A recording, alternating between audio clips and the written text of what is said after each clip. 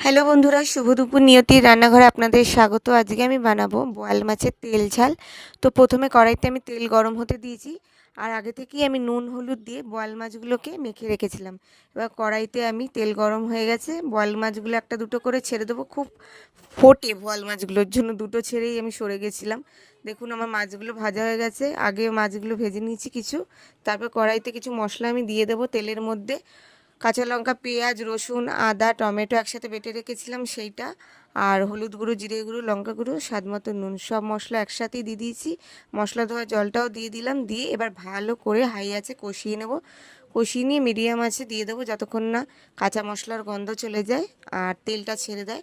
দেখুন তেলও ছেড়ে দিয়েছে, কাঁচা মশলা গন্ধ চলে গেছে, এখনই কি সুন্দর কালার এসছে। এবার একটু গরম জল দিয়ে দিলাম, অল্প জল দেবো যেহেতু তেল ঝাল হচ্ছে মাখা মাখা। তো একটু নেড়ে ছেড়েই এর মধ্যে ভেজে রাখা বোয়াল মাছগুলো আমি এক এক করে দিয়ে দেবো। সব বোয়াল মাছগুলো আমার দেওয়া হয়ে গেছে, জাস্ট একটু হালকা হাতে নেড়েই আমি ঢেকে দেব।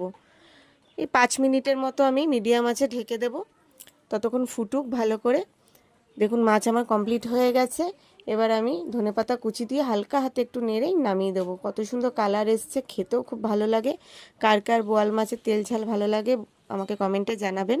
আর আমার রান্নাটা ভালো লাগলে লাইক শেয়ার কমেন্ট করে আমার পাশে থাকবেন।